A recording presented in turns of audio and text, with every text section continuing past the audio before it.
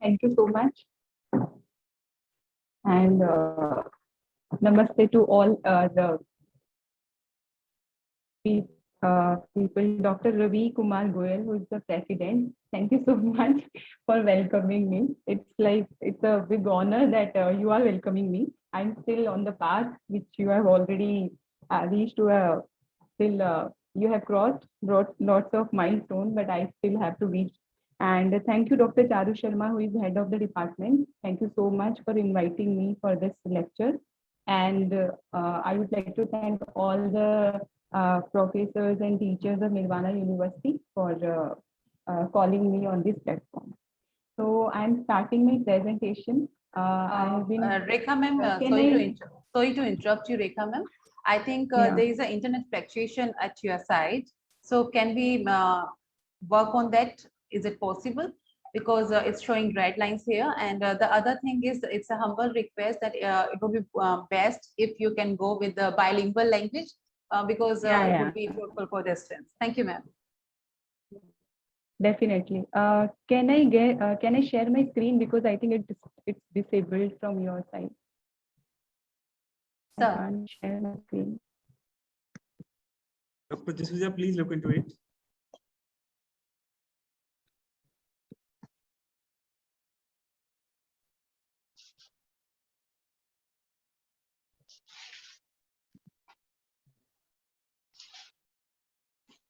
Make me co-host if possible, so I'll share, or allow me to share. Yes, ma'am. Yes, now I can share. Thank you so much.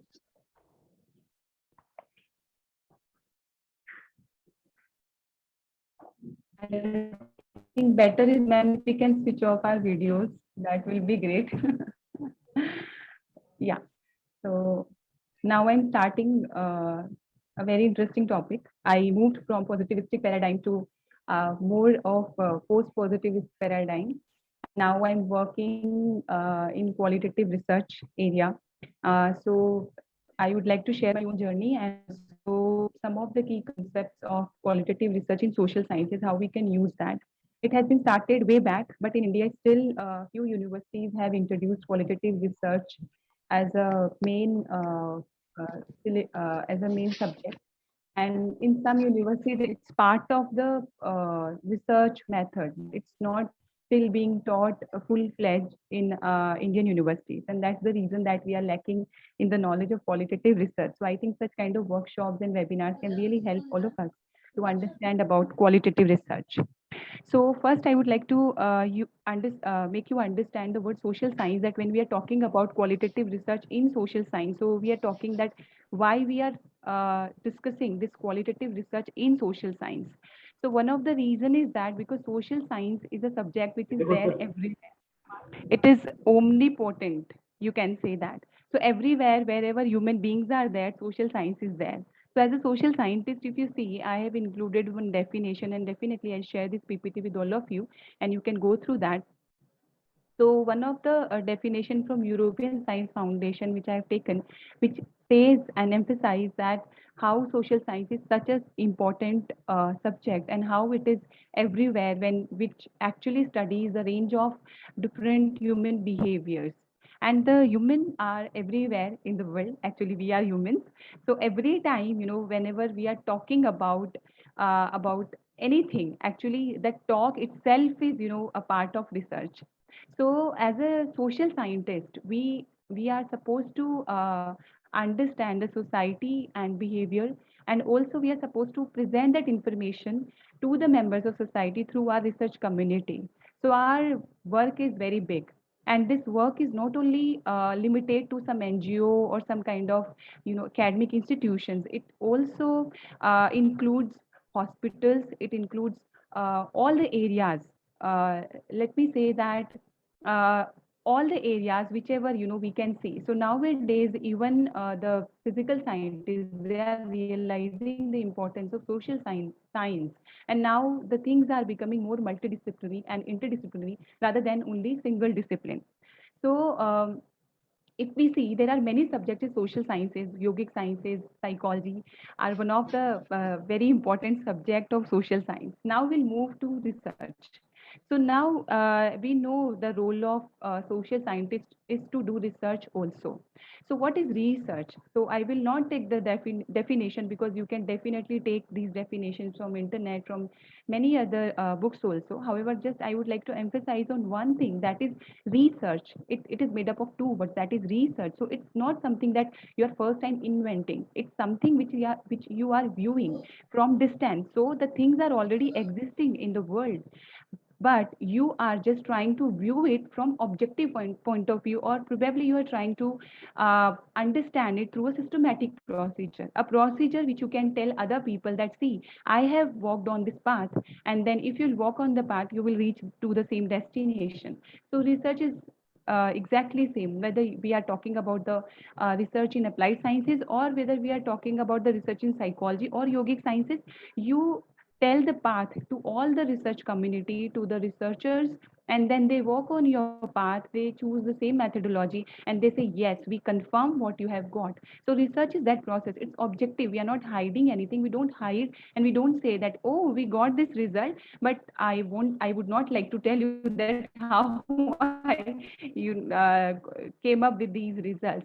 Rather, we just write all the things. So we mention all the procedures and paths and methodologies. We specify each and everything, that how we have controlled the environment, what kind of data collection method was used, which was our sample, how we have used, what kind of sampling strategies were employed. So all things we mention, and then we encourage other people to confirm our research or probably to replicate. So research is not a hidden process. It's very open and very objective process. That's the reason that you can go through all the researches which people have done. And here, one of the aim is to, once they complete their research, that is, one of the crucial aim is to publish that into journals, so that it can reach to scientific community. Now, there are many objectives of research, if we say, and definitely you can read more on that. So, the one of the main aim is to discover new facts and to verify some of the facts which are already available, to identify the relationships, and to find out uh, some of the solutions which we are, some of the problem which we face in our day-to-day life. So there are many aims which we have, approaches of research. So today we will be talking about inductive research approaches. It means qualitative research approaches. So if we see, we can divide our research into two main categories, that is deductive versus inductive approaches. So what is deductive approaches? I request all of you to please mute your mic.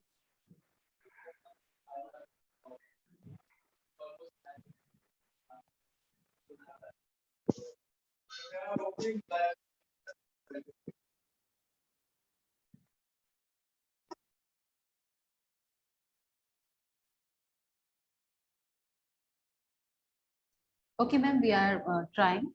Please continue. Yes, yes.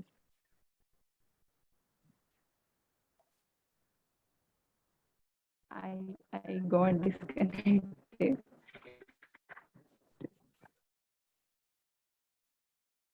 Can you hear me? Yes. Am I audible, Charu ma'am? Yes, ma'am. Yes, ma'am. Okay, okay.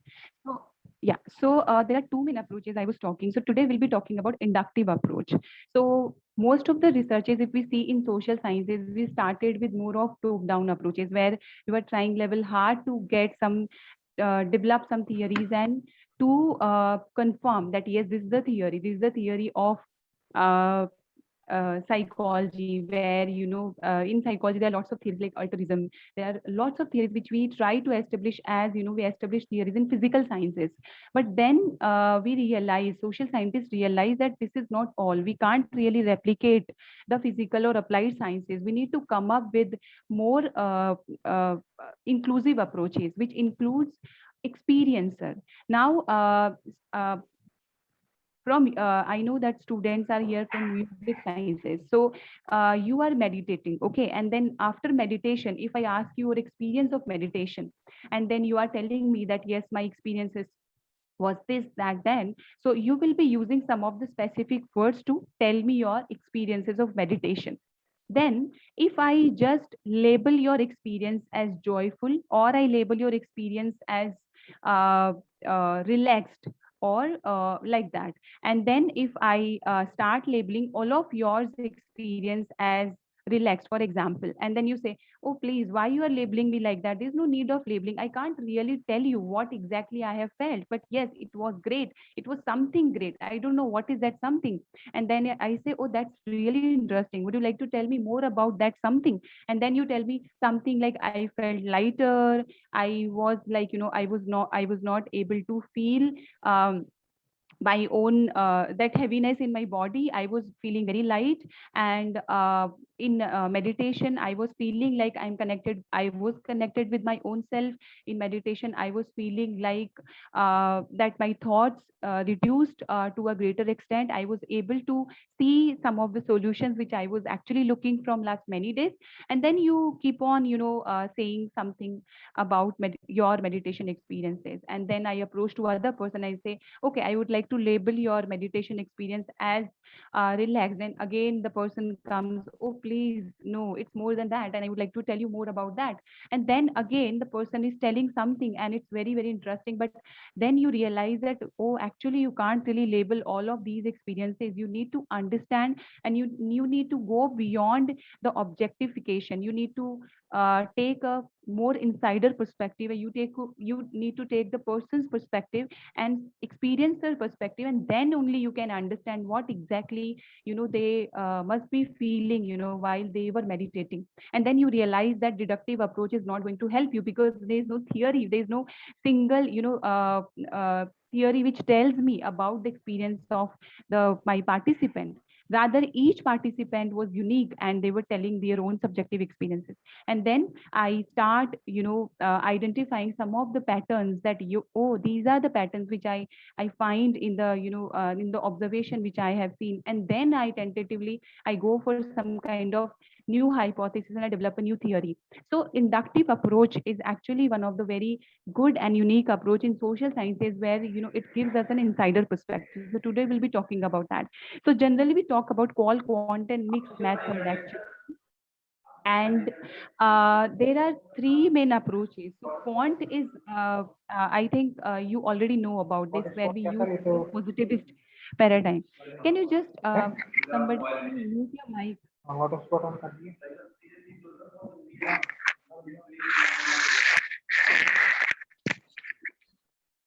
Okay. So quantitative approach, as the name says, quant is number. So when we are reducing everything into numbers, so let's say I have 100 students in counseling center, and they all are telling that nowadays they're not able to focus on their work. And I say, okay, let me check your stress level. And then I give them a screening tool, and then I realize that, oh, all of your stress scores are very high.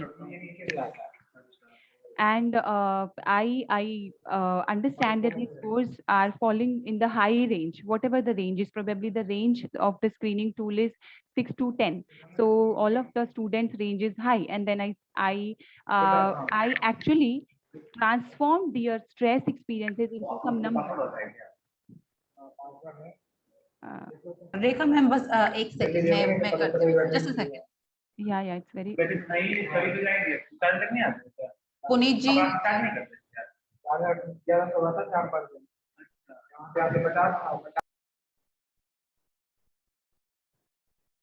Okay. Okay. So quantitative is when we are reducing something into some number. So for example, when we are when we are using the word mother. So when you are telling somebody about that, oh, my mother, I have a good relationship with my mother. And then the people, they start thinking about, lots of things about mother and daughter relationship, or mother or son relationship. That word itself includes lots of things into that, which is, and then you say, I know, I understand. How do you know that? Because you have labeled it as a mother daughter relationship. However, you know that there are lots of things with describes about mother-daughter relationship, and that is beyond the label. If you start writing that, probably you'll end up writing a book on mother-daughter relationship or mother-son relationship, or it can be same for father also. It's not like that I'm talking about mother is superior than father. It's not like that. I'm just talking about some of the words which we have in our mind, and we have reduced that into one label. But when we explore that, we realize that there's no end of experiences, there's no end of understanding of that.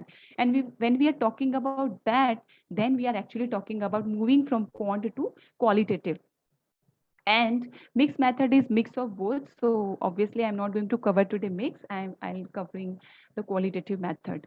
So as I already told you, that qualitative method is actually seeks to understand and represent meanings for individuals. So I am an individual, I am doing meditation, I'm experiencing something, and then you are trying to understand the meaning of my experiences. You are giving importance to the subject, so you are focusing more on the experiences, and you are not in hurry to label my experiences in terms of any number or anything. Rather, you are just exploring that and giving importance to my context. For example, I'm a female. I am doing yoga every day, and I am PhD in so and so subject, and like that. So you are giving importance to the context where I'm sitting. I'm sitting right now in an ashram where I'm doing that. So lots of contextual factors you take into account, and then you recognize and try to understand my own experiences. But probably the other person who is doing meditation, the contextual factor for the person can be different, and you give due importance to that context also. Then it means you are talking about qualitative method, and you are also not in hurry to generalize those results, because you know that you are not supposed to generalize. There's nothing to generalize. There's no aim of generalization. Rather, the aim is to represent the reality. So when we are talking about the reality, so reality is everywhere. Okay, reality is like when we are talking about how people are feeling during the pandemic, what are the students experiences during the pandemic, what is the how they are, how their experiences are with the online education, what is happening with the small kids when they are interacting through the online interfaces in this pandemic, because they don't have any choice. So these are lots of realities which are there around us. And now if I don't want to, first my aim is to explore that reality, to understand and who is representing that. So representing this, there will be a sample who will be part of that reality, and I'll be taking the understanding from the context, from the people who are representing that. So there's no need of generalization. Actually, there's a need of first understanding and and exploring that. So if we just try to understand qualitative research, we can take these 10 understand qualitative research completely. So one is that qualitative research is a naturalistic inquiry. As I told you that it's not that you are sitting in an artificial laboratory and then there you had to meditate. You can generally go to the people who are meditating from last so many years, and you can go to the field, you can sit with them, you can observe them, you can see how their lifestyle is, and then you can take the context after observation. After that, you can definitely take up open-ended interviews also, or no need of open, you can go for ethnography where you can stay with them, you can start practicing what they are practicing, and then you realize, oh my god, this is what is their insider perspective. And then this become a naturalistic inquiry where you are just trying to understand the phenomenon in the context where the phenomenon is happening. So it's very similar to field experiment, but in experiment we are manipulating, or we are somewhere we are trying to controlling some of the environmental variables or some of the variables in our study. But here we don't control anything. We go with the flow, and we try to inquire the phenomenon, but first we get the contextual understanding. Then the other important aspect here is inductive analysis, where we go with the induction. So we go with a blank mind. Okay, we don't go with the biases that yes, meditation, the people who are meditating will be never experience depression, or never experience any negative emotions. Such kind of bias mind we never go with when we are going for qualitative study. Rather, we just go with open mind, and we know that we don't know anything about this meditation, and I don't know which method the person is using. What is the meaning of meditation? Even from that person's point of view, you can ask that as well. So it's inductive analysis. You go with one thing, that my aim is to understand the meditator's experiences. That's one objective you have. You don't have any mindset over there, and then you go and you start collecting some of the data. You start looking for some of the important experiences, and then you find the pattern, and then you come up with a theory. So there's no biasness involved in that. So that's why you call it inductive analysis. Then the perspective is holistic in nature when we talk about qualitative research, because you're not studying only the meditator's experience, you are also studying the whole context along with that, because as the context changes, your reality will change. For example, when I was enrolled in my PhD and when I was a student, then that time my understanding about PhD, about academics was different. But then when I got the award of PhD and then I started working in academic world, then my reality, my understanding of the same thing changed. My understanding of the academic world changed. It does not mean that previously I was wrong or this time I'm right. It's not like that. It's about when my context changes, my reality changes, my understanding might change, and I may construct a different reality, and you are looking for the context and the reality. That's why you always see the things in more holistic or more in a complete mode rather than into singular mode. Then qualitative data, it you go for more depth and more personal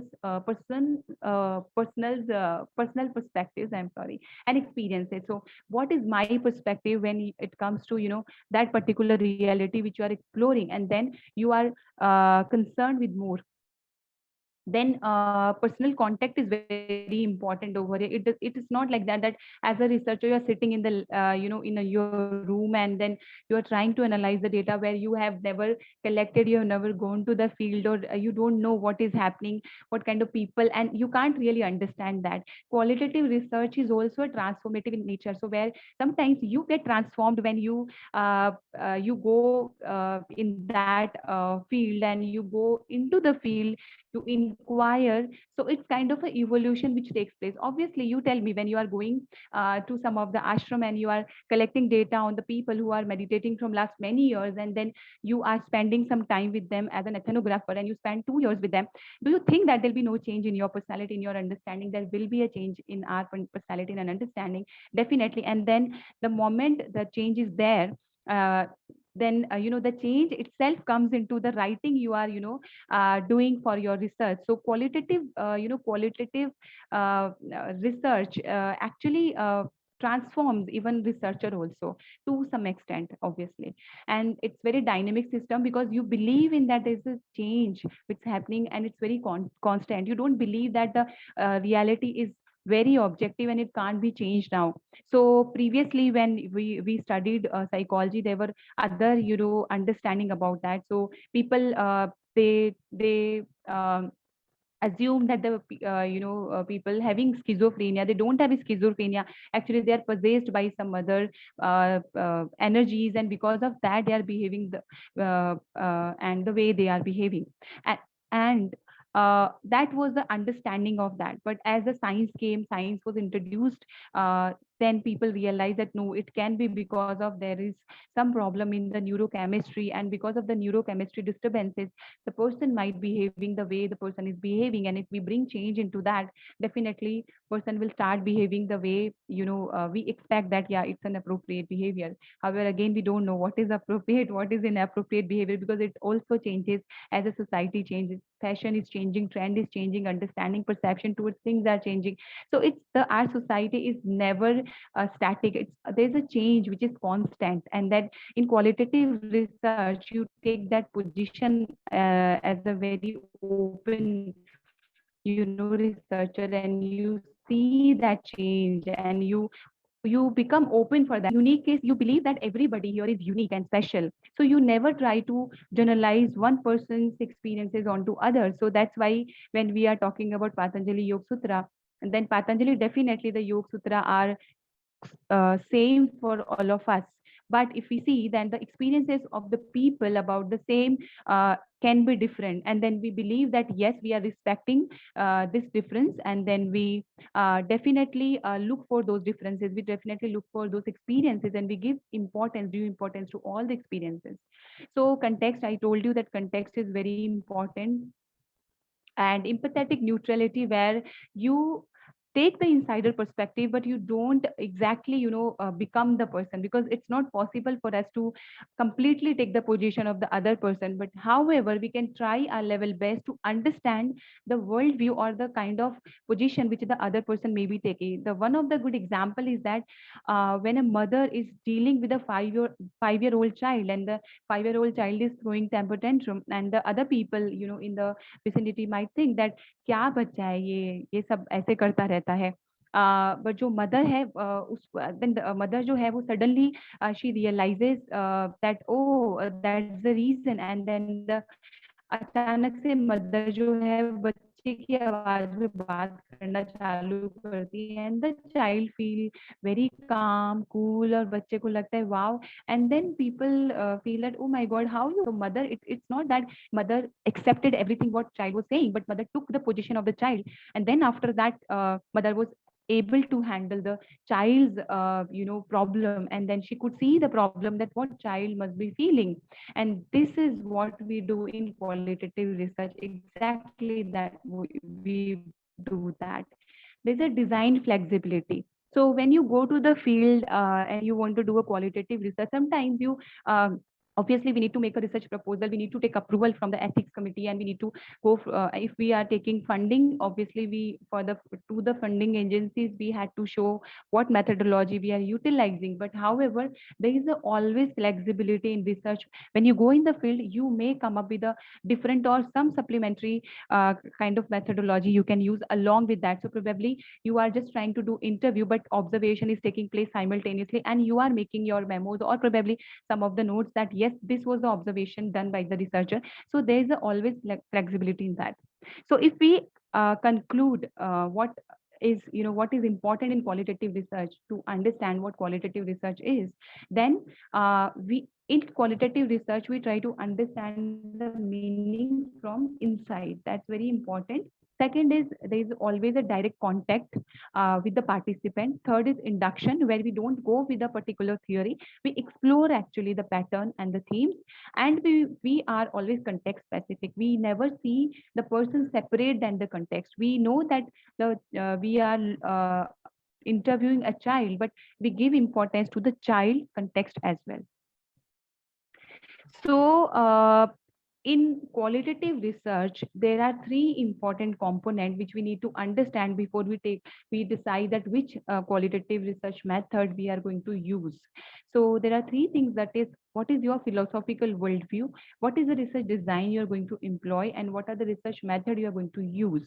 So in philosophical worldviews, there are three important components again that we need to understand. That is, we need to decide on epistemology, on ontology, and methodology.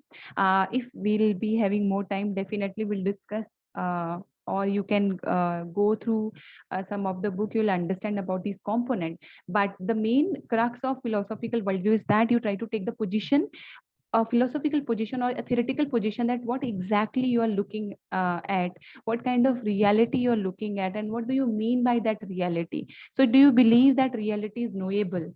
If, for example, I am looking for to understand meditation, okay, not meditation which is given in the book, but I would like to understand meditation from the practitioners who are practicing meditation. Then the next question which I need to ask is, do you think that meditation is knowable? And if you say yes, it is knowable, then next question is, where you can find this reality? Then you see the people who are practicing that meditation, definitely you can find, you can learn. And then the next question is whether it is objective or subjective. Then you can say, then you can explore further, and you can identify that no, I need to understand what meditation is exactly from the people's point of view. And then you go for qualitative study, you identify some of the design, and you use some of the research method which are already there. So if you see, philosophical worldviews are mainly, we talk about post-positivist worldview, constructivist worldview, transformative and pragmatic worldview. So basically in qualitative research, we use either interpretative or constructivist paradigm, where we believe that the reality is constructed by the people. It's not that the reality is not changing, it's changing when our reality is changing. And similarly, transformative is an extension of that, where we there is a transformation, which takes place during the research, and pragmatic is more a practical approach. So this diagram is telling about that how different research approaches need an understanding of philosophical world views. We need to choose our position as a researcher, and then we need to understand which approach I'm going to use and which data collection method will be more suitable for my research. So here I would like to tell you a very simple story about four blind people who are standing in front of an elephant which is bigger than the people who are standing over there. And all the four people, they are standing at different positions, and they can only touch a certain, parts of the elephant, certain body parts of the elephant. However, they cannot touch the same parts of the elephant because they are standing at different level, at different positions. And then you ask them, okay, that I'm giving you 5 minutes, you use your understanding in terms of you can touch the elephant or like that, and then you can utilize whatever resources you have, and you after that you are supposed to tell me how elephant looks like. And then you call upon all four people and you ask, and then you become surprised, and all the four blind people are also surprised that they're talking about the same reality, but they're talking differently about the same reality. One person is saying, no, elephant looks like this, it's very big, like that, and the other person is saying, no, elephant looks like this, and the person is talking about the tail of the elephant. And similar, there are many, the one person is talking about the trunk and all these things. So all four people, nobody is wrong over here, everybody is right. They are talking about the same reality. However, since they have taken different position, so they can see one aspect or one angle of the reality. And that's why it's very important for us to tell um, that which position I have chosen as a researcher right now. So if I have chosen this position, then only I can claim that, yes, if you take my position, you'll see what I have seen, what kind of, you can get the data, what kind of data I have got. Okay, if you are taking a different position, please specify, otherwise you won't be able to get the same data what I have got.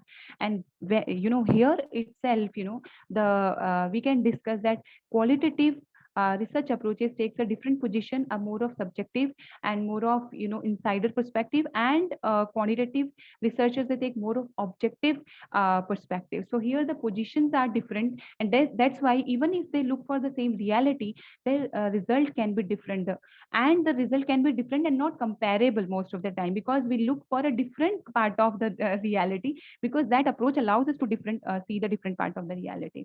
So you can see that through this example, and then you can also see that at the extreme we are talking about the quantitative approach, and at the extreme we are talking about the qualitative. However, if you see qualitative very carefully, it moves from objective, it moves little towards to the objective. So if you are using some of the qualitative methods which are more in objective, and there are some of the qualitative methods which are more subjective in nature, for example, narrative approaches which are very subjective in nature, phenomenological inquiry which are very subjective in nature, and there are more objective inquiries also available in qualitative.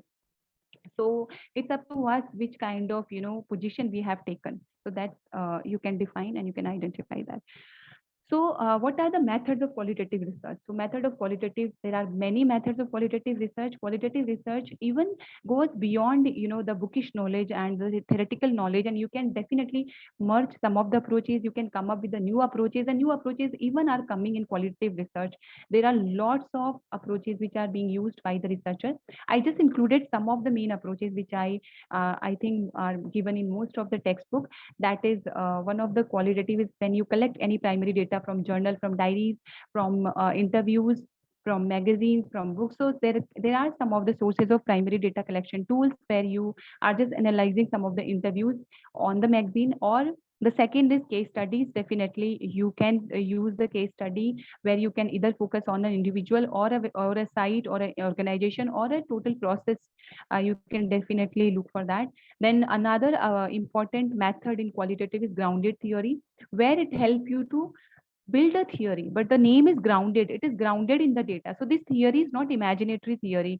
This theory is not which comes into which is developed based on the person's philosophical or logical idea. No, it is grounded in the data. You get the data from the people for whom you have developed the theory, for on whom you have developed the theory, or on the in the process. It is grounded in the process for which you have developed the theory, and then that's why you call it grounded theory. For example, when we are talking about Patanjali Yoga Sutra, we all believe in yoga that people who have written all the books of yoga in ancient ages, they were yogis.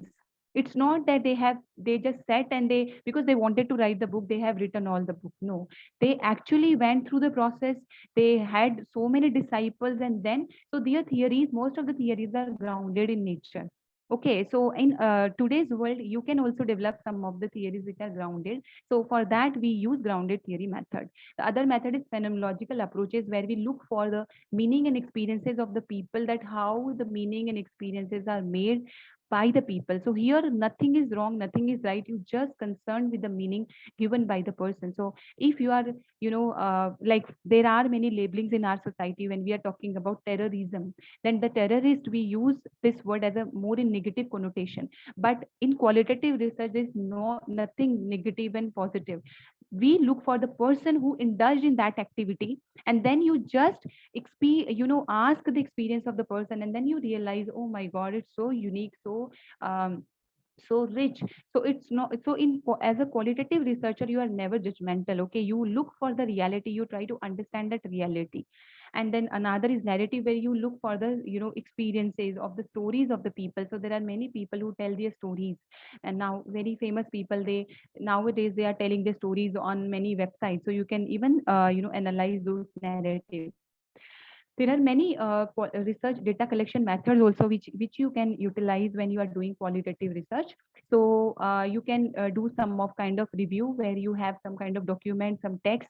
So in most of the yogic sciences, you look for some of the text which are already written, and some of the visuals, like if you have many photos of people doing yoga, and then you can definitely analyze that also. You can observe people in the real setting, you can observe some of the students, you can use some of the interviews. There are many kind of interviews. If you are doing a very subjective inquiry, you can go for unstructured interview, you can go for diaries. You can ask people to fill the diaries, to write the diaries, and later you can analyze that. You can ask them to maintain the journal, and then you can also you can uh, check those journals. And then uh, there are some classroom observation which you can also make.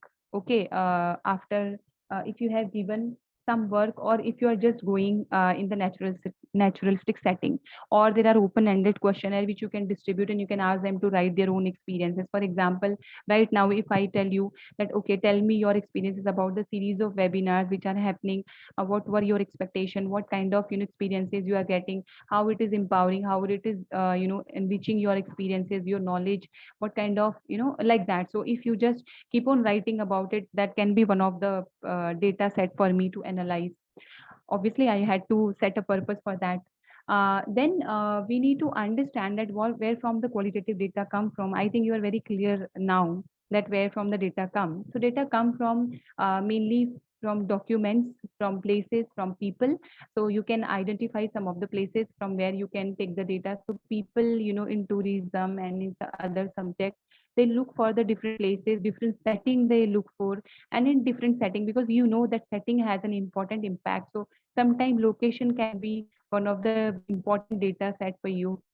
most of the ethnographers, when they go for some studies in a specific setting, for example, if you are studying rearing practices in tribal culture, then that can be a specific location for you. And then location is very important over there, apart from the rearing practices, right?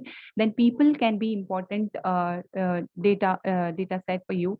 Then groups, and then some of the documents which you use, or some of the documents which are very pertinent to your research question. So these are some of the names which I have given to give you more deeper understanding of what kind of sources you can see: people, speech, language, etc. Then this is a full conclusion of what I have covered in this seminar. So it's just a summary of that. So what are the main qualitative methods? So you can say review, observation, interviews. These are the main qualitative methods. And these data come from either documents, from places, from people, or the sources can be, either you can choose from the people, you can choose from criterion sampling, keeping some purpose. So it can be purposive, using your judgments, it can be judgmental sampling, or if it's a very sensitive or specific population, you can use even snowball sampling. You can for focus group discussion, you can develop a guide, or you can develop some of the questionnaire, and you can develop some of the open-ended questionnaire for data collection, or you can directly go and take some interview. You can also observe when you think that yes, data collection is over. Yes, so there is a saturation which comes into data collection. So for example, you're interviewing 10 people, and after ninth people you realize that all you are getting the similar responses. It means your data has reached to the saturation phase. You can start analyzing the data. If you think something you have missed, you can go back to the field, you can start collecting the data again, and then till the saturation comes to the for the topic or for the point you are exploring.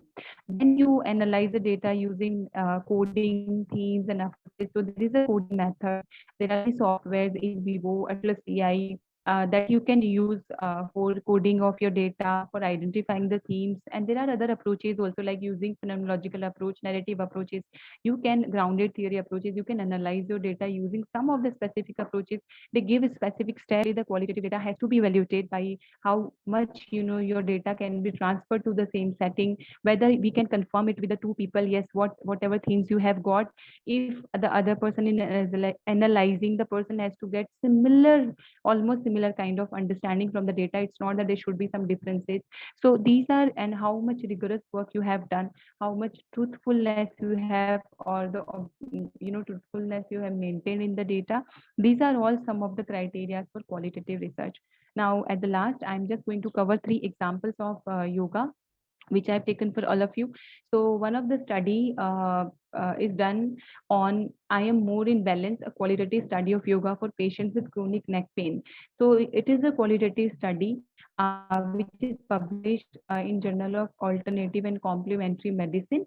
So this study investigated the perceived influence of yoga on body perception and psychosocial aspect of life for patients with chronic neck. So they use semi-standardized interview.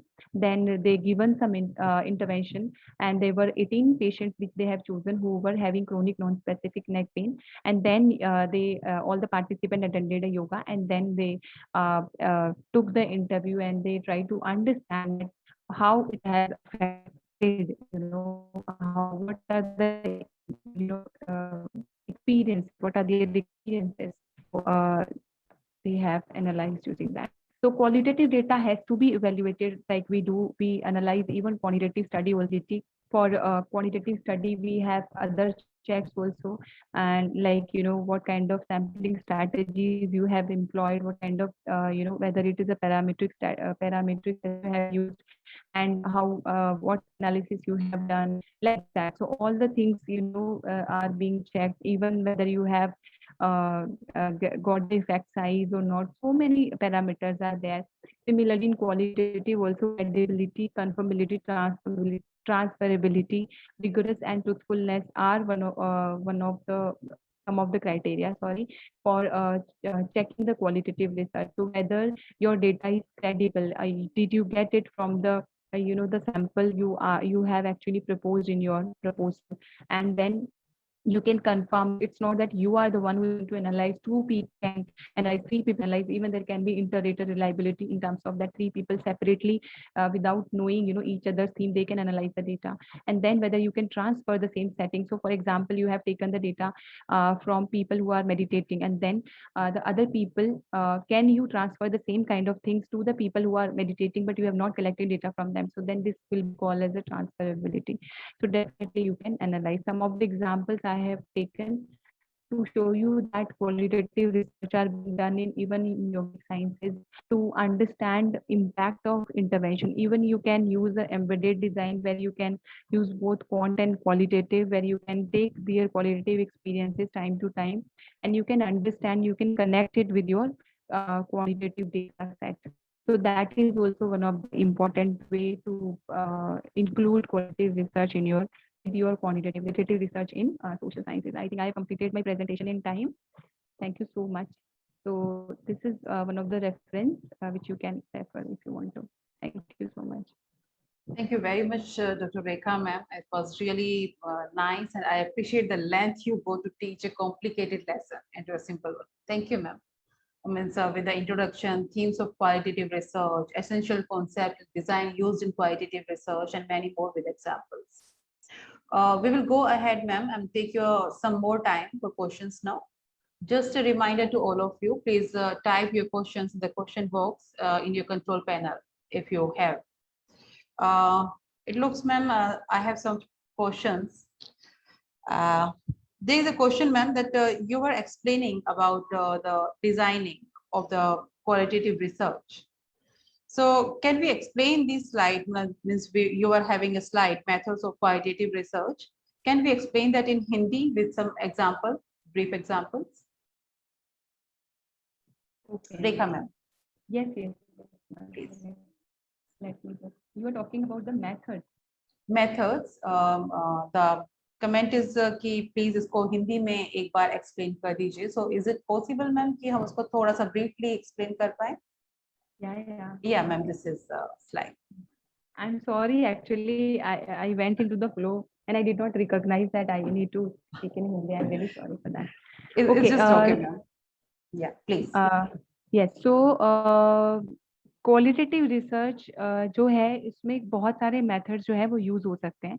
जितने भी qualitative research जो है वो इतनी flexible है कि उसमें ऐसा नहीं है कि एक स्पेसिफिक मेथड ही हम यूज करें. बहुत सारे रिसर्चर्स जो हैं वो अपने कुछ मेथड्स भी उसमें क्रिएटिव जो है क्रिएट करते रहते हैं. जैसे कि अभी एक बहुत फेमस मेथड है क्रिटिकल ऑटो एथनोग्राफी, वेयर हम खुद की एक्सपीरियंसेस के बारे में लिखते हैं, अगर हमारी लाइफ के एक्सपीरियंसेस के बारे में लिखते हैं. तो इस तरीके से कुछ नए मेथड्स भी हैं और बहुत बहुत सारे मेथड हैं. तो यहाँ पे मैंने वो सारे मेथड दिए हैं जो कि बहुत बार हम यूज करते हैं, या आप बहुत सारे पेपर्स में देखेंगे कि ये मेथड फ्रिक्वेंटली यूज होते हैं. उसमें एक जो बेसिक मेथड है वो ये है कि हम कुछ प्राइमरी डेटा सेट ले सकते हैं. जैसे कि हमने कुछ लोगों का इंटरव्यू किया, कुछ हमारे पास जो है किन्हीं लोगों के एक्सपीरियंसेस हैं, कुछ हमारे पास primary data set, it means कि कुछ हमारे पास जर्नल्स हैं, कुछ डायरीज हैं, या फिर हम जाके कुछ लोगों के एक्सपीरियंसेस पूछ रहे हैं, या हम एक नेचुरल क्लास में जो है या एक नेचुरल सेटिंग में हमने ऑब्जर्वेशन किया है. तो ये कुछ डेटा कलेक्शन मेथड है जो हम क्वालिटेटिव रिसर्च में यूज करते हैं और उनको हम एनालाइज करते हैं, और एनालिसिस करने के बाद में हम जो है वो बताते हैं कि इस we come up with some kind of understanding. और फिर वो जो अंडरस्टैंडिंग है वो एक पैटर्न हो सकता है, एक कुछ इंपॉर्टेंट थीम्स हो सकती है, और कुछ तरीके की प्रोसेस भी हम बता सकते हैं उसमें. उसके अलावा जो कुछ मेथड्स हैं वो है जैसे केस स्टडी मेथड, जिसमें कि हम एक व्यक्ति है, फॉर एग्जांपल उस व्यक्ति की जर्नी के बारे में अगर हमें जानना है. जैसे कि एक स्टडी जो है वो मैंने आपको एग्जांपल इस पीपीटी में है कि यूएसए में एक स्टूडेंट ने एक डिसर्टेशन किया था जिसमें कि जो योगीज हैं उनके एक्सपीरियंसेस को उन्होंने जो है पूछा है. तो 8 योगीज के एक्सपीरियंसेस को, उन्होंने पूरे लाइफ टाइम के एक्सपीरियंसेस को पूछा। तो that's kind of a case study, जहाँ पे कि हमने एक योगी को लिया और उनकी पूरा केस हमने स्टडी किया पूरा। उसमें काफी डायमेंशन होते हैं, केस स्टडी के भी काफी टाइप्स होते हैं। तो जैसे मान लो मैंने डायमेंशन देखा कि उनका टेम्पोरल डायमेंशन, जैसे कि हमने बचपन का देखा, फिर यंग एज का देखा, उसके बाद में हमने एजुकेशन देखा, फिर उनके एक्सपीरियंसेस, फिर उसके बाद में उनकी पर्सनल जो है लाइफ, उसके बाद में उनकी फैमिली लाइफ। इस तरीके से काफी जो है हम एस्पेक्ट्स कवर कर सकते हैं और उसके आधार पे भी हम कुछ जो है अंडरस्टैंडिंग डेवलप कर सकते हैं और उसको भी हम कोरिलेट कर सकते हैं जो एंशियंट योगीज थे जिनकी लाइफ थी, उससे भी हम कनेक्ट करके बता सकते हैं कि क्या डिफरेंसेस है या क्या सिमिलरिटीज है। ऐसे ही दूसरी जो एक मेथड है वो है ग्राउंडेड थ्योरी, जहाँ पे कि हम ग्राउंड ग्राउंड हम वर्ड यूज करते हैं ना कि हम ग्राउंड पे खड़े हैं। ग्राउंड पे खड़े हैं, हम आकाश में नहीं खड़े। हम जनरली बोलते हैं कि आकाश में मत खड़े हो, ग्राउंड पे आ जाओ। इसका मतलब ये है कि आप धरती पे आ जाओ, मतलब you connect with the reality. तो यहाँ पे क्या है कि जो डेटा आप कोई थियोरी बना रहे, तो वो थियोरी आप किस लॉजिक से नहीं बना रहे, ये थियोरी आप कहाँ से बना रहे, पहले आपने उस डेटा सेट को आपने लोगों के पास गए, आपने उनसे इंटरव्यू लिया, आपने काफी ऑब्जर्वेशन किया, उसके बाद में आपने कुछ पैटर्न जो है आइडेंटिफाई किया और उसके आधार पे आपने कोई थियोरी बनाई। तो वो थियोरी जो है, चूंकि वो डेटा सेट से बनी है, वो डेटा सेट में ग्राउंडेड है, इसलिए उस थियोरी का नाम ग्राउंडेड है। बट ये भी बहुत डीपर अप्रोच है, जहाँ पे कि स्ट्रॉस एंड कॉर्बिन की आप बुक पढ़ सकते हैं और शारमाज की बुक पढ़ सकते हैं। तो वो पूरा एक प्रोसेस बताते हैं कि हम ग्राउंडेड थ्योरी कैसे यूज कर सकते हैं। अगला मेथड जो है फेनोमेनोलॉजी, जहाँ पे कि हम अपने अनुभवों को, क्या मैं सोचती हूँ अपने बारे में, मेरा क्या जीवन के बारे में मेरे खुद के अनुभव और मैंने कैसे इसका जो है मतलब निकाला है, तो ये जो है फेनोमेनोलॉजिकल एक्सपीरियंसेस में जाना जाता है। तो इससे मुझे कोई मतलब नहीं है कि सामने वाला क्या सोच रहा है या आप मेरे बारे में क्या सोच रहे हैं या सोसाइटी के पॉइंट ऑफ व्यू से ये क्या है, नहीं, मैं फिलहाल कैसा महसूस कर रही हूँ, मेरा जीवन का मतलब क्या है। तो जब आप वो समझ रहे हैं तो आप फेनोमेनोलॉजिकल जो है वो एक अप्रोच को यूज कर रहे हैं। इसी तरीके से नैरेटिव है, नैरेटिव को हम हिंदी में बोलते हैं स्टोरीज, जहाँ पे कि हम कुछ कहानियां जो है, तो जनरली आप देखोगे बहुत ही इंटरेस्टिंग बात है, अगर मैं आपको ये बोलूं कि चलो आप मुझे आप अपने बारे में बताओ, तो आप एक स्टोरी के रूप में बताओगे हर चीज, एक टेम्पोरल ऑर्डर होगा जहाँ पे आप बचपन से स्टार्ट करोगे और अभी तक बताओगे, तो वो एक नैरेटिव आप मुझे पूरा बताओगे। उसकी जब मैं एनालिसिस करती हूँ तो वो नैरेटिव अप्रोच होता है। तो ये, yes ma'am, I think I Yes, ma'am. Try. Yes, ma'am. Thank you very much, ma'am. Yeah. One more query is there, ma'am. एक क्वेश्चन आया है मेरे पास कि मैम, हम yoga in day to day life पर वर्क करना चाहते हैं, तो क्या इस पर भी हम कोई क्वालिटेटिव मेथड अप्लाई कर सकते हैं? बिल्कुल कर सकते हैं हम, डे टू डे एक्सपीरियंसेस को बिल्कुल हम नोट डाउन कर सकते हैं। आप जैसे कि पहले आपको ये स्पेसिफाई करना पड़ेगा कि आपके सब्जेक्ट कौन है, फिर आपके बाद में आपका उद्देश्य क्या है वो करने का, ठीक है। आप डे टू डे, तो आप एक अपना ऑब्जेक्टिव आइडेंटिफाई करिए। उसके बाद में आपको ये करना है कि डे टू डे में आप कौन कौन सी चीजें आप चाहते हैं। आप जैसे मान लो कि आपने 10 या 15 लोगों को चूज किया है, तो आप उनको अपने एक्सपीरियंसेस को एक जर्नल बनाने को कह सकते हैं। तो क्वालिटेटिवली अपने एक्सपीरियंसेस को एक जर्नल में नोट डाउन कर सकते हैं और आप एक पायलट स्टडी के रूप में करके पहले देखिए किस तरीके के एक्सपीरियंसेस लोग बता रहे हैं। बिकॉज हम सोचते हैं कि लोग ये बताएंगे या लोग वो बताएंगे, बट एक्चुअली में जब आपके पास डेटा आएगा तो आपको लगेगा कि आपको कुछ समझ ही नहीं आ रहा है या ये नहीं था जो आप पूछना चाह रहे थे। तो इससे अच्छा ये होता है कि आप पहले एक छोटा सा पायलट स्टडी करें और देखिए किस तरीके के रिस्पॉन्सेज आते हैं। उसके बाद में आप और स्पेसिफिक क्वेश्चन जो है वो डिजाइन कर सकते हैं और आप स्पेसिफिक जो है उसके बाद में आप लार्जर उसको दे सकते हैं और वो जर्नल, और आप उसमें फिर इवन उसको आप क्वांटिटेटिव में भी एनालाइज कर सकते हैं। जैसे कि आपने ये देखा कि कितने day to day life experiences में कितने लोग एक्सरसाइज कर रहे हैं, तो आप उसको परसेंटेज फ्रीक्वेंसी, तो कुछ आप डेटा जो है उसको क्वांट में भी कर सकते हैं। और जो पर्सनल एक्सपीरियंसेस है उनको आप फेनोमेनोलॉजी से कोई भी जो अप्रोच आपको सूटेबल लगती है, पहले आप अप्रोचेस के बारे में आप पढ़िए और definitely you can go for it. It's a good way. Thank you, Rekha ma'am. Thank you very much. And one more question is there, I can see on screen. It's really good session on qualitative approach. How can we benefit of this approach in industrial practice? Industrial practices are not very different, because industry में भी हम इंसानी काम करते हैं, human beings काम करते हैं। तो इंडस्ट्री अप्रोच में हम दो तरीके से इसको यूज कर सकते हैं according to my own understanding. पहला है कि इंडिविजुअल पर्सपेक्टिव के रूप में हम कर सकते हैं और दूसरा एक प्रोसीजर के रूप में। कभी कभी इंडस्ट्री में ऐसी काफ़ी प्रॉब्लम्स जो है वो इनकाउंटर होती है या फिर कुछ ऐसी प्रोसेसेस होती हैं जो कि बहुत टाइम से हो रही हैं, बट उसके बारे में हमें अवेयरनेस नहीं है और वो प्रोसेस जाना इसलिए ज़रूरी है क्योंकि इंडस्ट्री में कुछ चेंज चाहिए है, तो आप वो पूरी प्रोसेस जो है उसको भी आप ग्राउंडेड थियरी के रूप में जो है ग्राउंडेड थियरी यूज करके आप उस प्रोसेस को जान सकते हैं. तो you can study in industry practices the whole process, the whole mechanism. You can study the people as a group, you can study the organization as a case study, or you can study the individual people working in the organization. Even you can study the various levels of the people working in an organization, like various hierarchies which we have and their perceptions towards something. So definitely we can study lots of things even in industry. Okay, thank you very much, ma'am. I think this is enough for today. If we are having some more queries, then definitely we will send it to you. Sure. I really want to call, this is the last time. If you have any query, please raise it right now. So we will wait for 2 seconds. Ma'am, if you don't mind, should we have a official picture of this webinar? So all the participants are requested to turn on the video.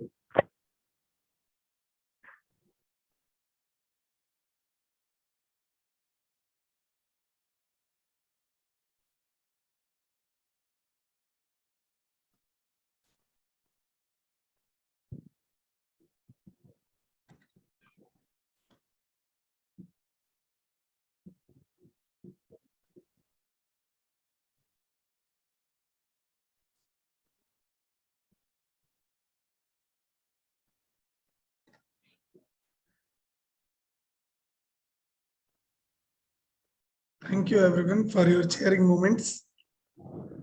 Thank you, sir. Thank you very much. And once again, Dr. Rekha Urghani, ma'am, really thank you very much. And I really want to mention for each and every person, it should be known to all of us. Rekha ma'am was not feeling well. And I was supposed to कि शायद ma'am नहीं आ पाएंगे, but I'm really glad to announce that Rekha ma'am का professional behavior and ethics इतने confined है कि उन्होंने बोला स्पेशली अपनी तरफ से कि मैम कुछ भी हो मैंने प्रॉमिस किया है, so I'll join your session. So thank you very much, Rekha ma'am, that you have joined us and enlightened us with a lot of beautiful and enriched knowledge. So again, thank you very much, ma'am, that you are here. And I'm delighted to announce one more webinar in the series by India Tourism Jaipur, IHM, Bodh Gaya, and the Nirvana University Jaipur. Organizing a webinar on the occasion of World Tourism Day 2021, WTD 2021, to sensitize and aware hospitality students, academicians, and industry persons about the initiative of UNWTO on the topic of tourism and hospitality education in India, potentials and prospects, on 27th of September 2021. I really want to invite you all for the occasion. Please join us for the same. Thank you very much once again. Thank you, ma'am. Thank you so much, all of you. Thank you.